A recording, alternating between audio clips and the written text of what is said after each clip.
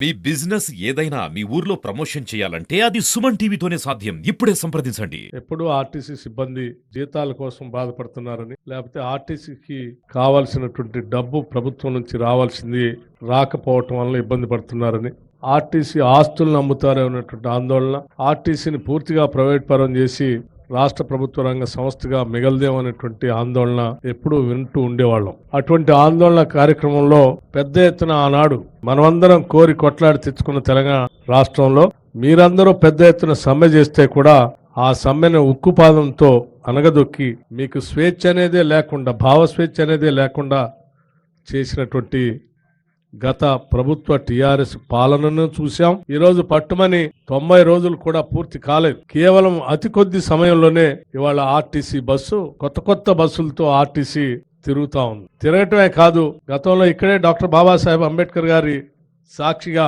100 బస్సుల్ని ప్రారంభోత్సవం చేసుకున్నాం, కొత్త బస్సుల్ని. మళ్ళీ తిరిగి ఈరోజు ఎలక్ట్రిక్ బస్సులు 25 బస్సులు ఈరోజు నాన్ ఏసీ బస్సుల్ని ఈరోజు కొత్త ప్రారంభోత్సవం చేసుకుంటున్నాం. ఆర్టీసీ నష్టాల్లో ఉన్నటువంటి ఆర్టీసీ ఇవాళ ఆపరేషనల్ ప్రాఫిట్లోకి వచ్చి భవిష్యత్తులో పూర్తి లాభాల్లోకి వచ్చేటువంటి క్రమంలో అడుగులు ముందుకేస్తా ఉంది. నిజంగా ఇది తెలంగాణ రాష్ట్ర ప్రభుత్వానికే కాదు, తెలంగాణ ప్రజలకు కూడా గర్వకారణంగా నేను భావిస్తా ఉన్నాను. ఈ రాష్ట్రంలో 2 ప్రభుత్వ రంగ సంస్థలు, ఒకటి సింగరేణి ప్రభుత్వ రంగ సంస్థ, అది కూడా దాదాపు 45,000 మంది ఉద్యోగస్తులతో ప్రభుత్వ రంగ సంస్థగా ఉంది. ఆర్టీసీ కూడా దాదాపు 44,000 మంది పైబడి ఉద్యోగస్తులతో ఒక ప్రభుత్వ రంగ సంస్థ పెద్ద ఎత్తున నడుస్తూ ఉంది అంటే ఈ 2 సంస్థల్ని కాపాడుకోవటం ఈ రాష్ట్ర ప్రభుత్వం యొక్క సంకల్పం, బాధ్యత.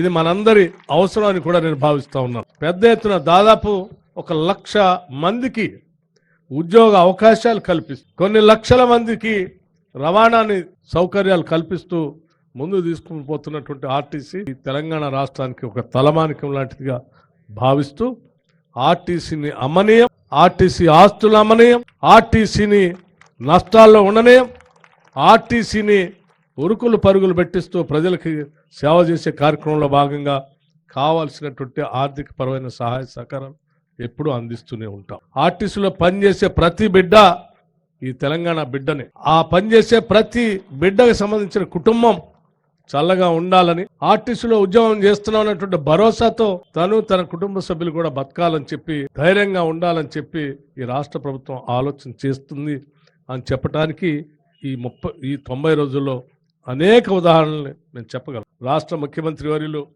రేవంత్ రెడ్డి గారు కానీ, లేకపోతే నా సహచర మంత్రివర్యులు పొన్నం ప్రభాకర్ గారు, కోమటిరెడ్డి వెంకటరెడ్డి గారితో సహా మిగతా మంత్రివర్గ సహచరులు అందరూ కలిసి సమిష్టిగా ఈ ప్రభుత్వ రంగ సంస్థల్ని బతికించుకోవాలి, వాటికి బలోపేతం చేయాలి, ఆర్థికంగా నిలదొక్కునేటట్టు చేయాలని చెప్పి నిత్యం ఆలోచన చేయటం వల్లనే ఈరోజు ఆర్టీసీ ఈ రకంగా మనుగడ సాగిస్తుందని కూడా నాకు చెప్పడానికి ఎటువంటి సందేహం లేదు.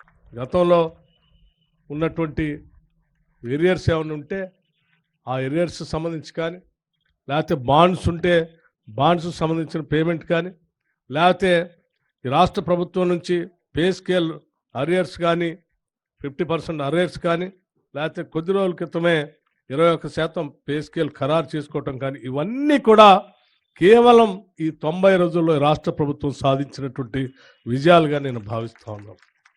ఈరోజు ఆర్టీసీ బస్సుల్లో మహిళలు, మనం అందరం మహాలక్ష్మిలాగా గౌరవించేటువంటి మన మహిళలు ఉచితంగా గర్వంగా ఆర్టీసీ బస్సులో ఎక్కి ఈ బస్సు నాది, నా కోసం నా ప్రభుత్వం ఉచితంగా తిరగటానికి నేను గౌరవిస్తూ నా కోసం ఏర్పాటు చేసినటువంటి రవాణా వ్యవస్థ అని చెప్పి తలెత్తుకొని వాళ్ళంతా తిరుగుతూ ఉంటే అంతకంటే ఆనందం ఈ రాష్ట్ర ప్రభుత్వానికి ఇది అవసరం లేదని కూడా మేము చాలా స్పష్టంగా చెప్తా ఉన్నాం.